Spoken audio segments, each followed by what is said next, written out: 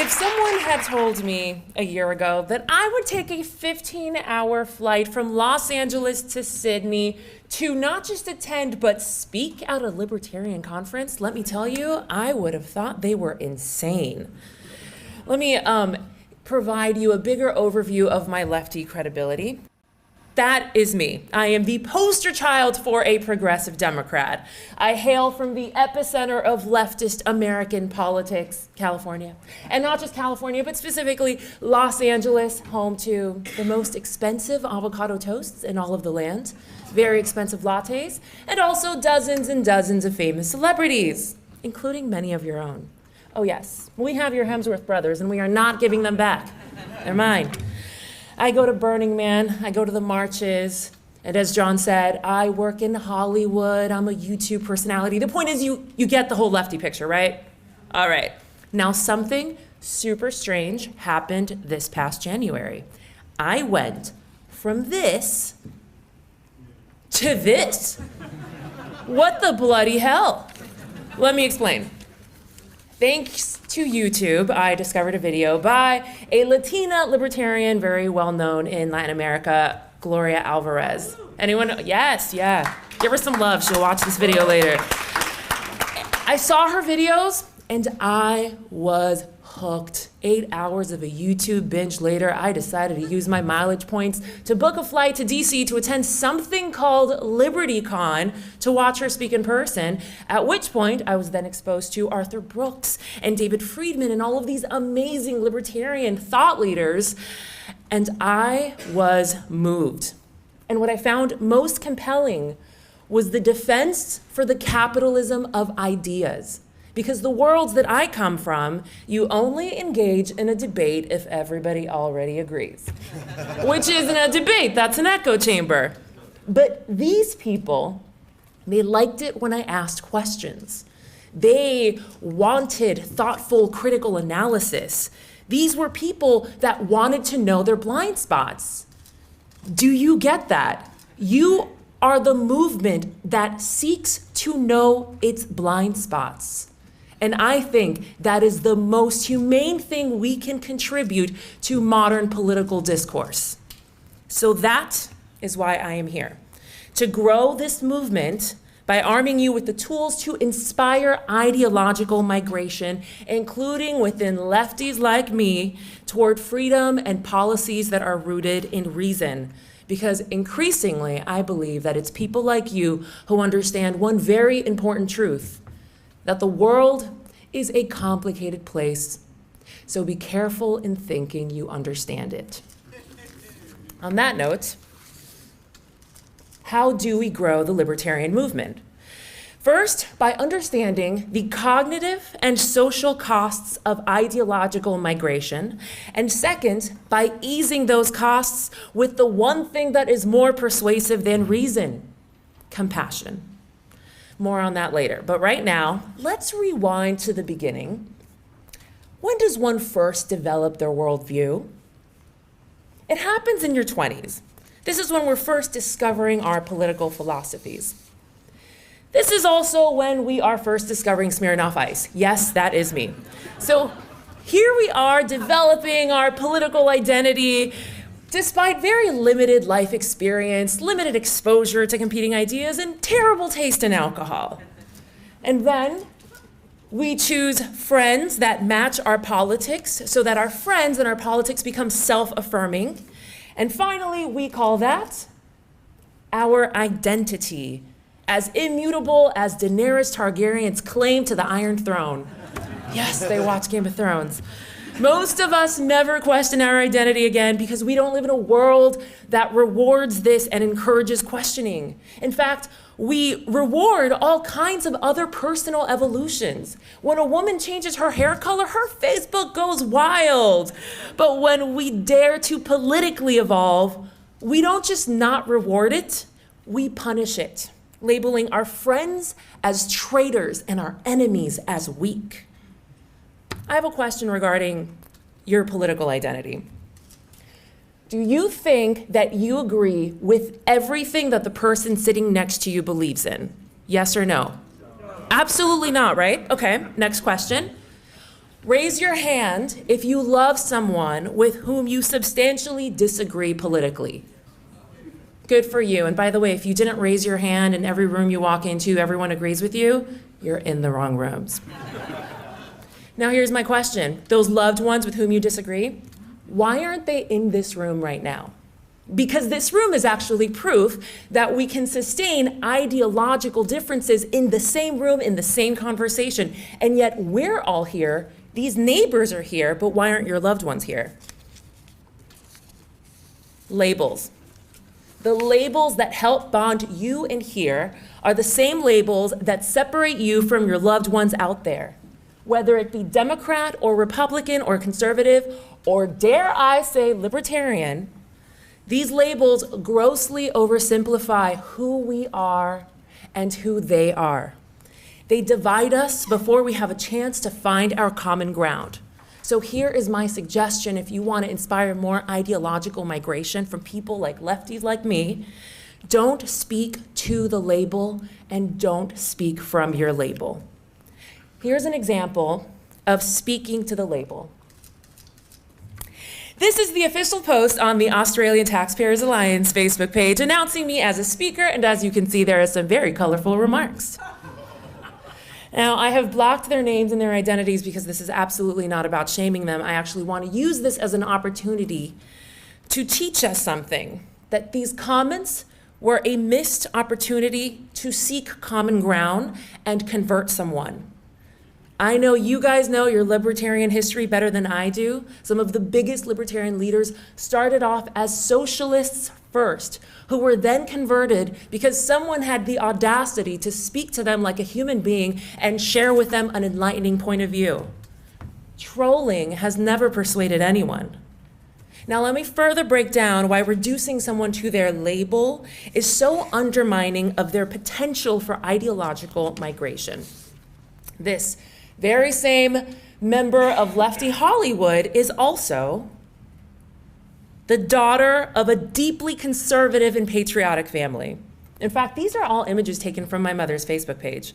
Let me keep it real. There are probably more Trump supporters in my family than in the entire state of California.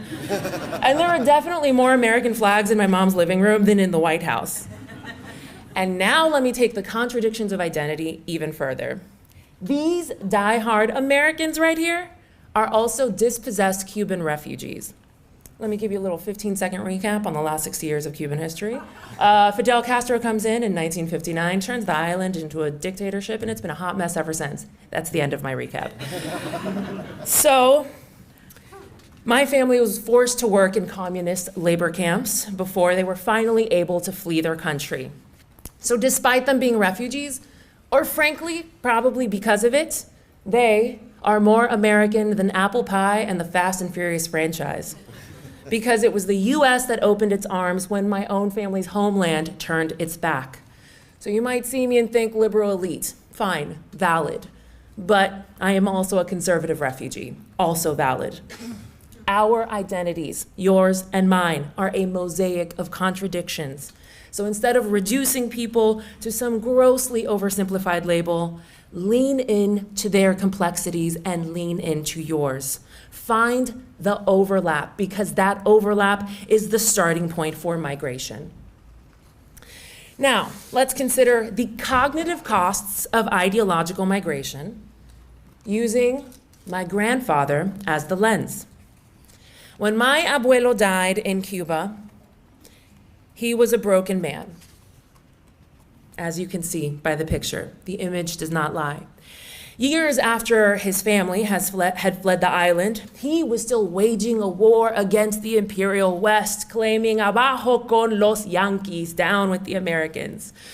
Of course he was, because after fighting so hard in the 1950s to overthrow one dictator, Batista, in the name of another, Castro, and after so many in his generation bled on the battlefield, losing their sons and their daughters to a revolution that at the time not only felt right, it felt necessary.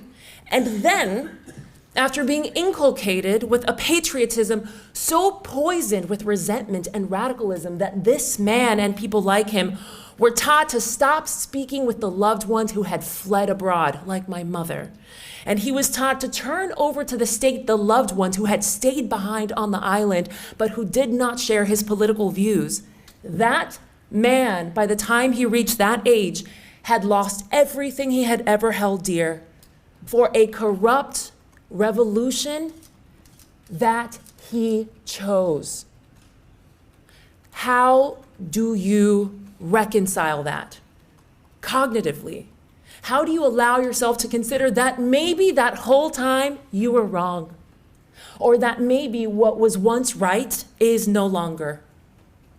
That is a price cognitively too heavy to bear for most of us, if not all of us. So if you want to shift people from one ideology to another, assume that you know nothing about the cognitive price that that person will have to pay to consider your ideas. So that maybe when you begin your argument, you will not start with a statistic, and maybe instead you will start with a hug and some empathy. Now let's consider the social costs of ideological migration. Social suicide. We can all relate. Our politics have become so toxically intertwined with our identities that when we disagree with someone politically, we shame them, assuming they must not care about our pain or they must not share in our values, instead of asking questions to see how they arrive to their worldview. We don't all have to agree, but can we inhabit someone else's worldview long enough to understand their humanity? It is this social cost that keeps people seeking refuge inside of like-minded communities. And when we shield ourselves inside the communities with whom we share the same grievances, that is not community. That is tribalism, community's evil twin. See, community bonds over shared love with one another. Tribalism bonds over shared hate of someone else. Did you guys know that there is a feature on Google that has been collecting the data on the popularity of a word ever since 2006 on every single word in the internet? You did know. Okay, smarty pants in the front row. Do you know when the popularity of the word tribe peaked since the data started being collected in 2006? November of 2016. That is when the word tribe peaked on the internet. Do you guys remember what happened in November 2016? Because I sure do. And by the way, this wasn't just in the United States. Globally, the word peaked on the internet in November 2016. I think this further proves that we all in this room live in a linchpin of tribalism. And I say this as someone who, by the way, in the short term, benefits from tribalism. I am a woman, I am an Arab, I am a Latina, and I am the daughter of refugees. And yet I understand that tribalism is undeniably self-destructing, because the only shape that a tribe can take is a smaller and smaller version of itself until it ceases to exist, having excluded every possible ally from the table. It is a system where privilege, gender, and race do not intersect, but instead create a hierarchy on who gets to join the conversation and who is excluded, where the pendulum has swung so far to one side that our reaction to historical oppression is now to create more of it. Now, don't take that soundbite regarding oppression out of context. We do live in a world where people that we love have had their humanity dispossessed for generations, where people we love have had insults levied at them and racist economic policies targeting them, and where specific groups of people have been made to feel like the butt of a cosmic joke. And the work of evening out that playing field is still not over. Not until every person with the same resume has equal odds of being called for a job interview, whether they are Black or white or gay or Christian or Aboriginal. But when increasingly the only thing we care to know about each other is what tribe we're from, Democrat, Republican, Black, white, libertarian, whichever, we stop seeing the person. And the left does this a lot. We reduce people to the role that their people may or may not have played in historical injustices. And look, history matters, but so too does the content of a person's character.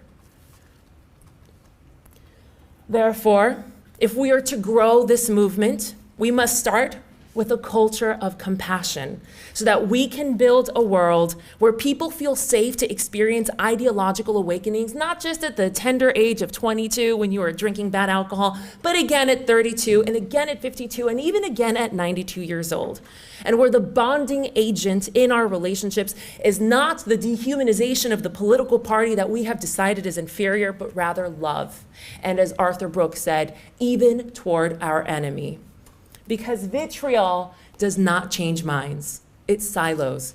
Crappy Facebook comments do not invite lefties like me to new ideological perspectives. But in a world of compassion, where we have a genuine desire to honor our shared humanity, to acknowledge someone else's pain or grievance before we address our own, in a world where a registered Democrat with an Arabic last name hailing from a Cuban refugee family can look at a room of frankly mostly white, mostly male libertarians and yet see herself in them and they in her, that is a world where community triumphs over toxic tribalism. And where the rethinking of our political framework as we grow older and wiser is not punished, but rather demanded as our civic and moral obligation. Thank you.